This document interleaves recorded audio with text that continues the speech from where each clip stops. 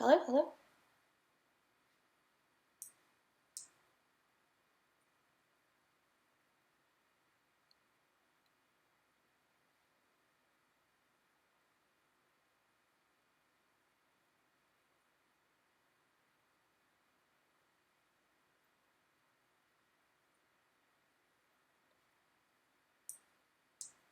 Hi everyone, welcome to OCD Live. I'm Ali Greymond, and let's get to some questions. Okay, so I got a question through email. I'm not gonna say who it's from, but you know who you are.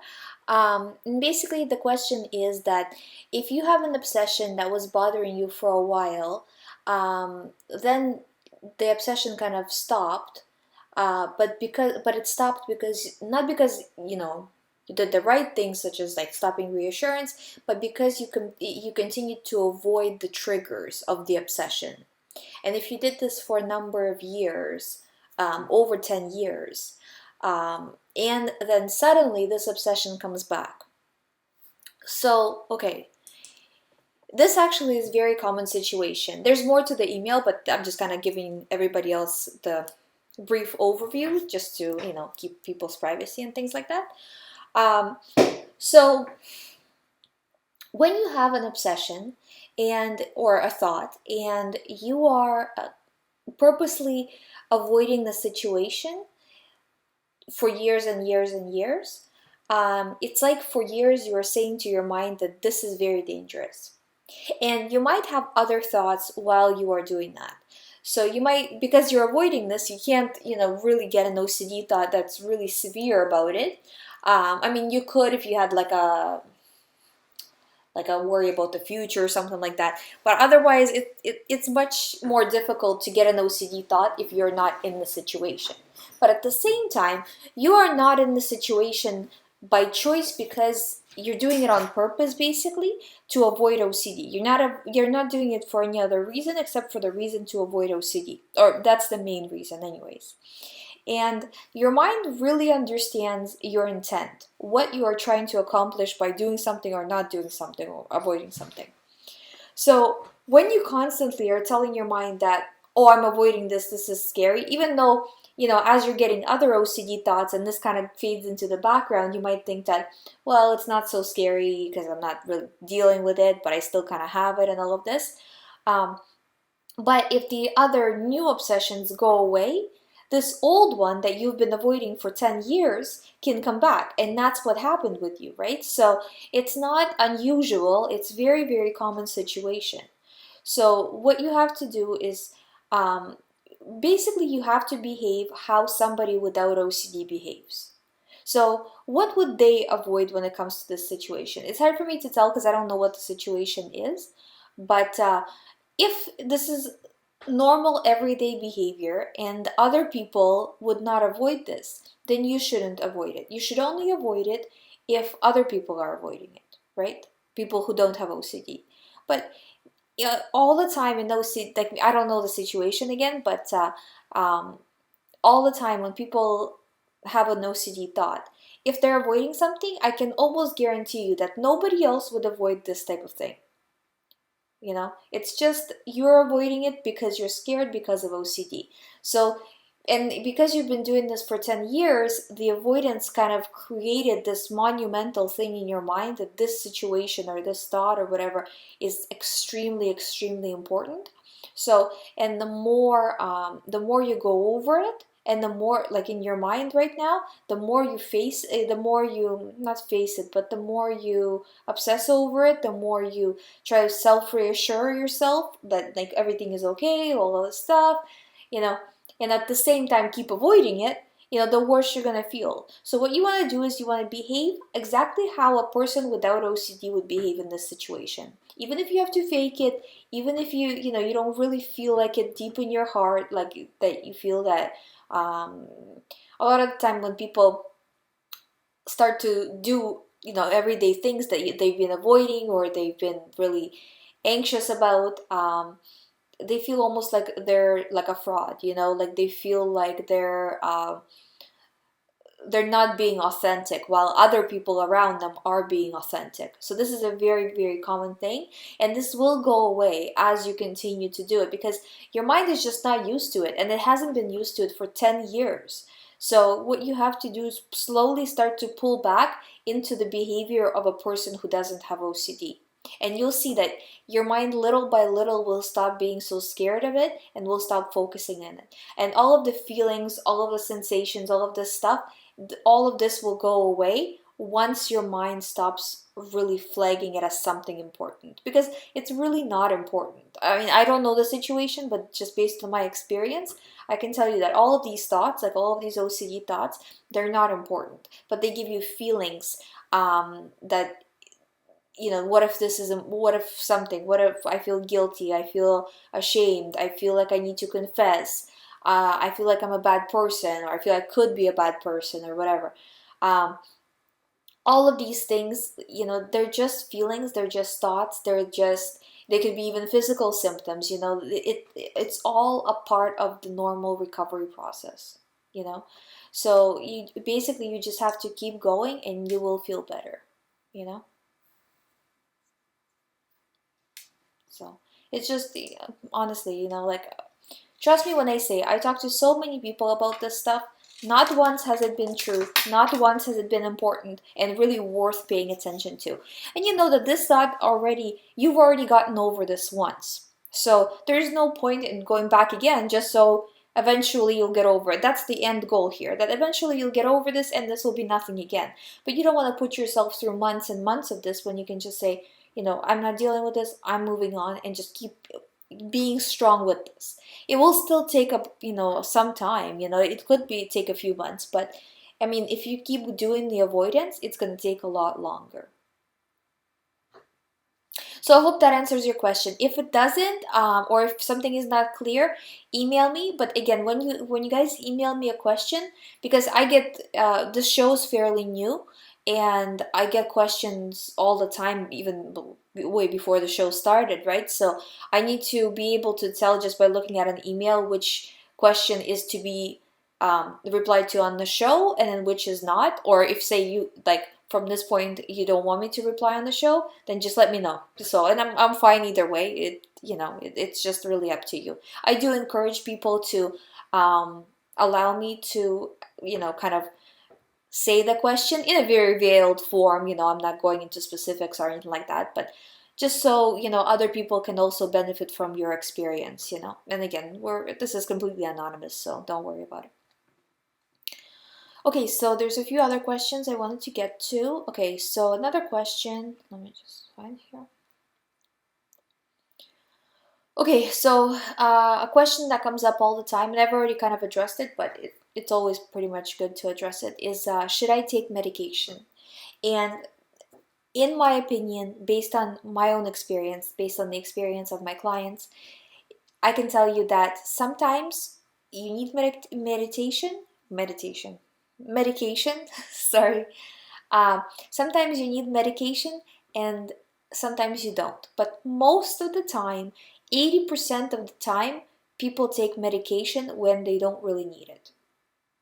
So it will make you feel better, but it's a band-aid. So if you are feeling on the edge, like you feel like you're on the brink of a mental breakdown, about to be hospitalized, like really, really bad, then you should take medication.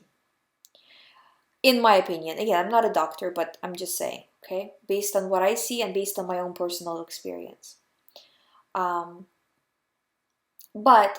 if you are just dealing with severe OCD, even if the OCD is very severe, but you can still kind of refuse the reassurance. You might not be able to fully refuse it, all the time refuse it, but there are times when you're able to refuse it. That means you can persevere without medication. And I mean, at that point, now that you know you can persevere without it, okay? Now it's up to you. You can take it and bring the anxiety down a notch, but your whole life is going to be brought down a notch. You're going to feel tired all the time. You're going to feel less happy when you are happy, less sad when you're sad. You're going to feel just normal. Well, just not normal, but just flat, That's kind of the feeling of medication, and I'm telling you from my own personal experience, as well as their side effects and all of this kind of stuff. So, and a lot of the time I find too that when people take medication, they attribute their progress, their hard-earned progress, and you know how hard it is to earn that progress. It's like, you know, ridiculously hard. Um, to medication. So they think that, well, I was on medication, so I was doing better. No, you were putting in the work, and that's why you were doing better. Stop putting in the work, and you'll see how much better you start to do, right? Without it. Because medication will only take you down a notch. It's not going to really get rid of OCD unless you're really on a high dose. There are people who do have it completely removed through medication, but it is either a high dose or they're extremely susceptible to medication. But you know, for 99% of the people, I see it only just a little bit better. And sometimes you need that little bit to even get through the day or not have a mental breakdown. And in those cases, I would say definitely, um, especially if you're feeling suicidal, if it's, you know, not just, you know, life is hard kind of thing, but really actually suicidal, or like I said, like, you know, nervous breakdown or very serious stuff, then, you know, I would suggest taking it. But again, just view it as a temporary situation. Don't rely on it for the rest of your life, because some doctors are smart enough to say, oh, you can just take it. You know, people take things for high blood pressure their whole life. First of all, people who take things for high blood pressure are the ones who are not eating right. High blood pressure is a direct result of a bad diet. Okay, stop eating so much meat. Stop eating so much cheese, by animal byproducts. You're gonna lose your high blood pressure.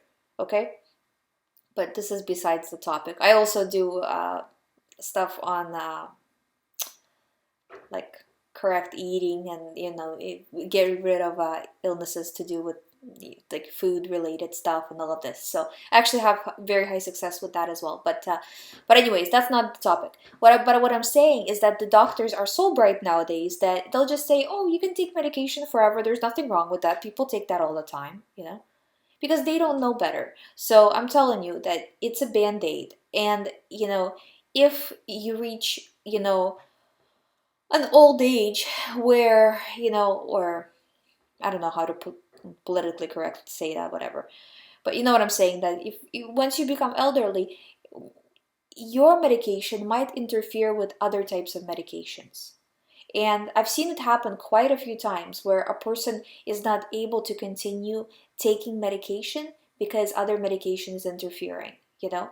I see it way too many times. And, you know, what are they supposed to do? After spending their entire life on medication, they don't know how to, they've been kind of just doing reassurance a little bit or whatever, you know, sometimes yes, sometimes no, you know, sometimes just medication, sometimes medication and reassurance, you know. And it's a much harder road when you're, you know, that much older than just dealing with it now. So that's why it's important to look at medication as just a temporary solution while you are in the process of recovering. And if you do it that way, then it's okay. You know, if you take it for a few months, then you take it for a few months. Who cares, really, right? But as long as you're doing the recovery. Basically, if you're doing recovery, if you're exposing yourself situations, preventing response, meaning preventing um, reassurance or avoidance or whatever, then you are doing the right thing, and you just need to keep going with that, you know? So I hope that answers that. And again, all of this is my opinion. I'm not a doctor, but you know, I know a lot because of personal experience and then talking to other people as well. Okay, so next question. How important is meditation to the recovery? I would say that meditation is extremely important to the recovery. And the more I see it done, the more I hear about people doing meditation, like as a daily practice, even if it's 20 minutes a day, 15 minutes a day, um, it does make a big difference in the recovery process. I do think though, like first of all, if you do meditation, it doesn't matter what kind of meditation you do as long as it works for you. So if you like guided meditation, not guided meditation, if, for example, you want to substitute meditation for your religious practice, for a prayer or something like that, that works as well. But just, a type of situation where you clear your mind and you allow your body to relax and your brain to relax. Because that is really, really important, because your brain is really, really stressed. And the more you push it, the worse you will have, the worse of a time you will have, um, not paying attention to the thoughts, the harder your recovery will be. And it's already really hard. So I would really, if you're having a hard time, suggest meditation as part of your recovery. Again, your recovery is just not doing reassurance. So let's get that clear. There's no way to get around that. But I mean, it's like I say that you can go into a battle with, a fork or with a sword. You know, it's much better to fight with a sword than with a fork, and that's what I'm saying here, that meditation is an additional tool to help you deal with the thoughts once the thoughts come in. And uh, I was gonna answer another question, but I just wanted to get into this a little bit, that meditation goes hand in hand with sleep. You need to make sure you are having enough sleep every single day. And the amount of sleep you are allowing yourself to have every day is different from a person who doesn't have OCD. So if you have OCD, you need to allow yourself more sleep every day, you are um, because you are more stressed than most people. Your brain is basically doing double the job. It's trying to figure out the real thoughts as well as it's trying to figure out OCD thoughts. So you need to give it a break, because you're just going to run yourself into the ground if you don't. So meditation coupled with sleep, coupled with constant refusal to seek reassurance and avoidance and all of these compulsions, all of it. Basically, just kind of mimicking a person who doesn't have OCD and at the same time allowing your body and your mind to rest. Okay, so I have a question here. Do you feel some normal, in quotes, people don't worry about a lot of contamination issues because they are ignorant or don't care? Like people eating with their hands and after being in public places all the time, then are the first ones who get sick. Um, Basically, if you don't have OCD, you come from a perspective that, you know, you're just too busy sometimes for it. So some people forget or whatever. It's not as important to them. It's not that they don't care, it's just that they care about other things more. So because they think, okay, well, I'm probably going to get a cold sometime in the winter anyway, so who cares. While a person with OCD will think, I'm going to get, I don't know, Ebola or AIDS or, cancer or something, some sort of incurable thing. So it's a different perspective, that they see it for what it really is, and the worst case scenario is not even that bad. Um, so they don't really worry too much about it. While a person with OCD really kind of takes the 1 in a billion chance worst case scenario and worries about that one. While people who don't have OCD, it doesn't even occur to them that 1 in a billion you could get, I don't know, something, right? So, and even then, you really couldn't. So yeah, so I would say,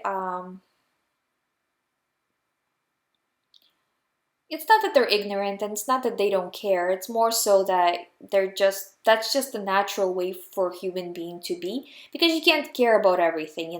Some people care about washing their hands, and some people care about touching like doorknobs or certain things, and some people care about order, and some people care about, like, am I doing something that's gonna go against my religion? And some people think that, what if I ran somebody over? If you start to care about everything, then it's just OCD, when it's thinking too deep into the situation, which is not natural when a person doesn't have OCD, basically. I hope that kind of explains that. Okay, and sorry, I'm just looking for that question here.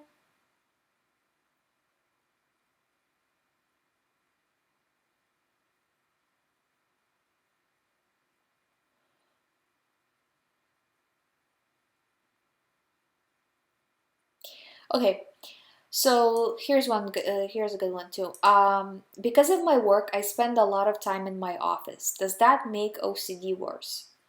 Um, yes, and there are a few things that, well, it's good and it's bad. Okay, I'll explain. So when you spend a lot of time in the office or work in a confined space, is what the person meant. When you spend a lot of time in a confined space, and especially you are by yourself, you have a lot of time to think, meaning that you are going to get a lot of OCD thoughts and you have the potential to seek a lot of self-reassurance. At the same time, if you channel it the right way, you do have a lot of exposures because nobody's as comfortable at their work as they are at home. So you do have probably a lot of exposures there at work. So if you use it as a way to practice your recovery, so practice doing exposures all the time, then it's a good thing. If you're using it as, just a place to worry about your OCD, then it's a bad thing. So it really is what you make it. I do find that it kind of helps when you are very focused on the thoughts to get out of the office for a second if you can, or start a conversation with somebody if you can. It just basically, or even switch the tasks that you're doing, switch from one thing to another, or get a coffee or whatever your work allows, right? But just somehow refocus from one thing to another, and that's gonna, when you're refocusing, you're basically giving your mind something new and fresh to process. And when you're doing that, by its nature, it has to let go of OCD a little bit just to kind of help you go about your business, basically. So in that way, it's good, but it's also, I find that for a lot of people, it's very, very challenging to be at work because there's so many triggers. And also to this extent, I have clients asking me all the time, if, when they're feeling bad, like should they quit their job, and, the job is giving them a lot of anxiety and all of this. And that's kind of the worst thing you can do, because then we get to the square one, which is like the question I answered, the first question I answered, where the person is avoiding something for 10 years, you know? So say, for example, you are a nurse and, or a nurse or a doctor, right? And all of a sudden you got OCD about blood or, bodily fluids, whatever.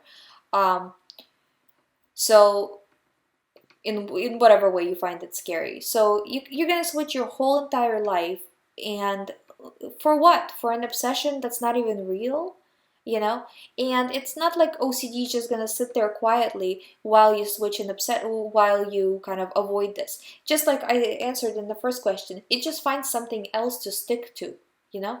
So whether it's this, whether it's that, you're getting the same amount of anxiety, and the only way to stop that anxiety is to stop reassurance.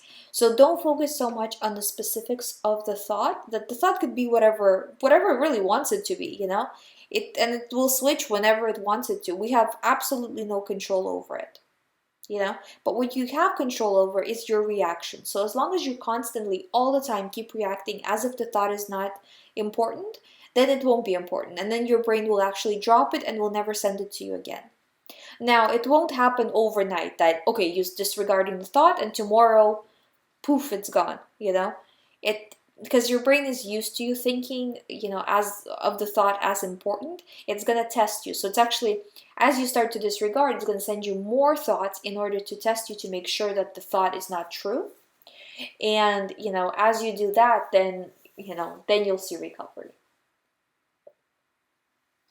So we just keep going. And again, I've already kind of addressed it yesterday, but once that stage begins where just sending you all of these thoughts, you just have to keep going. Just keep your head down and keep going, because that's the hardest part. If you get through this, the rest of the recovery is much, much easier. But that first little bit when your mind is like going against you, it's tough, After that, you will feel the thoughts are starting to lift, you'll see progress, then you'll have more of a encouragement to keep going because you're seeing progress, and then it gets better. But that beginning is very, very tough, so you just try to persevere as much as you can and just keep on going.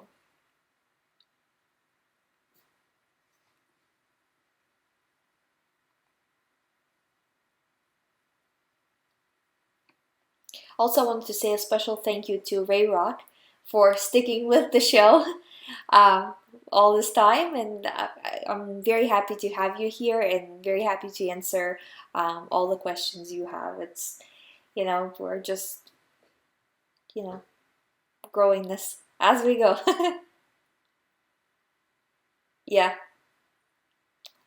I'm just reading what the person said.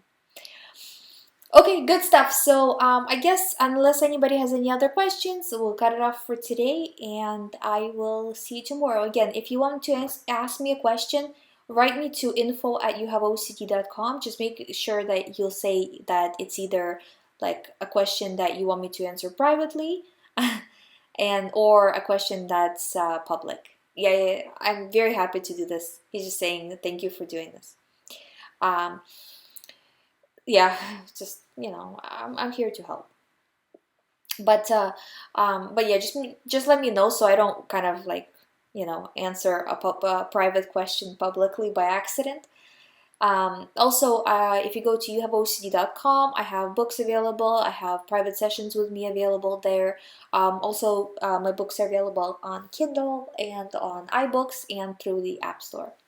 Thank you guys for watching, and I'll see you tomorrow.